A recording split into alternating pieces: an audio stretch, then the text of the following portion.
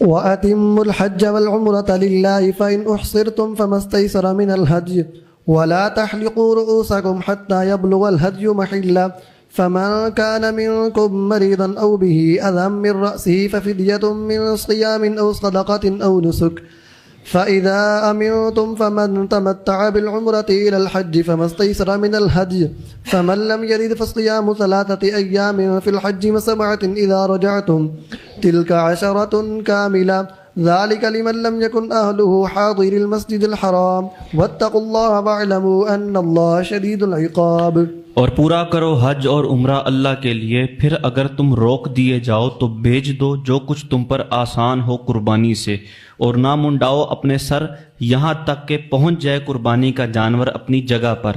پھر جو تم میں سے بیمار ہو یا اس کے سر میں کچھ تکلیف ہو تو اس پر بال اتروانے کا بدلہ ہے، روزے یا خیرات یا قربانی سے۔ پھر جب تم امن کی حالت میں ہو تو جو حج کے ساتھ عمرہ ملانے کا فائدہ اٹھائے تو اس پر قربانی ہے جیسی اس کے لیے آسان ہو۔ پھر جسے قربانی کی قدرت نہ ہو تو اس پر حج کے دنوں میں 3 دن کے روزے ہیں اور 7 روزے جب تم واپس آؤ، یہ پورے 10 ہوئے۔ یہ حکم اس کے لیے ہے جس کے اہل و عیال حرم کے رہنے والے نہ ہوں، اور اللہ سے ڈرتے رہو اور خوب جان لو کہ بے شک اللہ سخت عذاب دینے والا ہے۔ اور حج اور عمرہ اللہ کے لیے مکمل کرو۔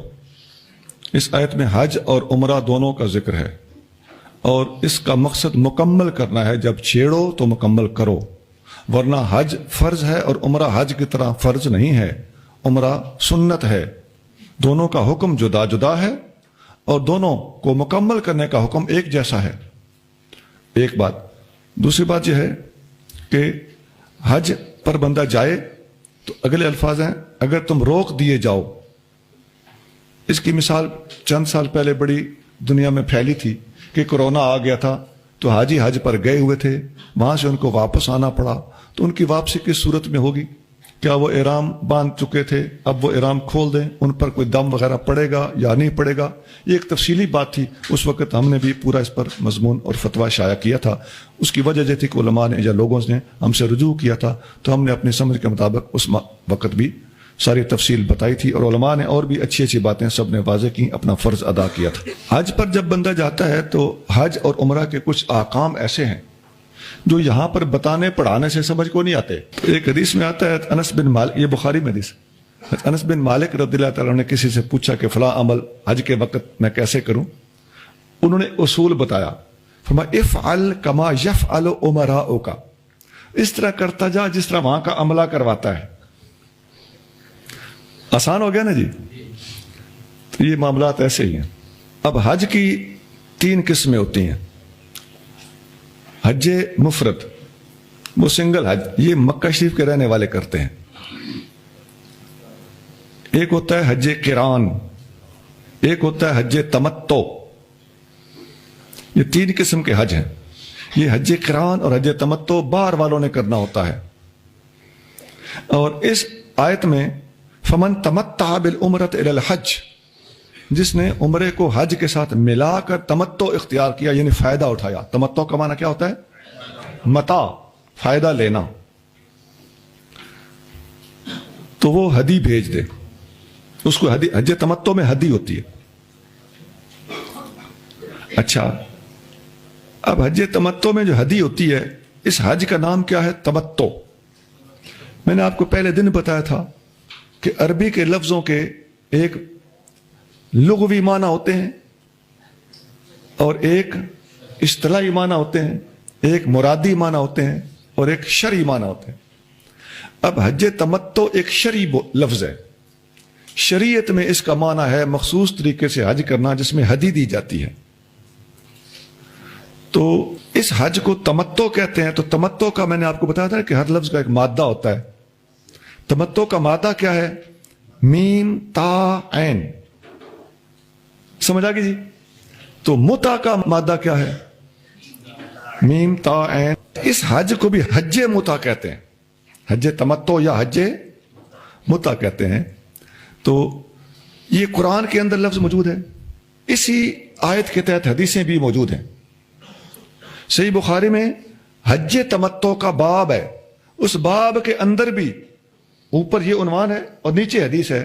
وہ کیا ہے کہ ہم نے نبی کریم صلی اللہ علیہ وآلہ وسلم کے ساتھ تمتع کیا تھا. کون سا تمتع تھا؟ حج تمتع. اب حج تمتع کی بات ہو رہی ہے تو ایک آپ نے یہ ٹی وی وغیرہ پہ ڈیبیٹ سنی ہوگی, تو وہ جی ہم حضور کے زمانے میں ہم نے متع کیا تھا, یہ لفظ وہ دکھا دیں گے. تو متع کون سا ہے؟ حج تمتع.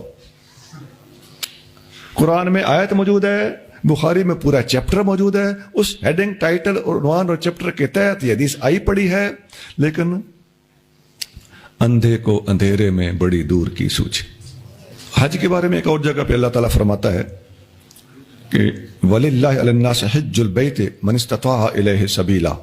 قرآن میں آتا ہے کہ اللہ کی خاطر لوگوں پر اللہ کے گھر کا حج کرنا فرض ہے.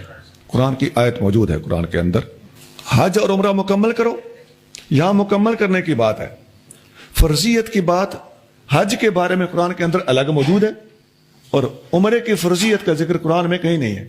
پتہ چل گیا کہ حج اور عمرے میں فرق ہے, حکم کے اعتبار سے اور فرضیت اور سنیت ہونے کے اعتبار سے.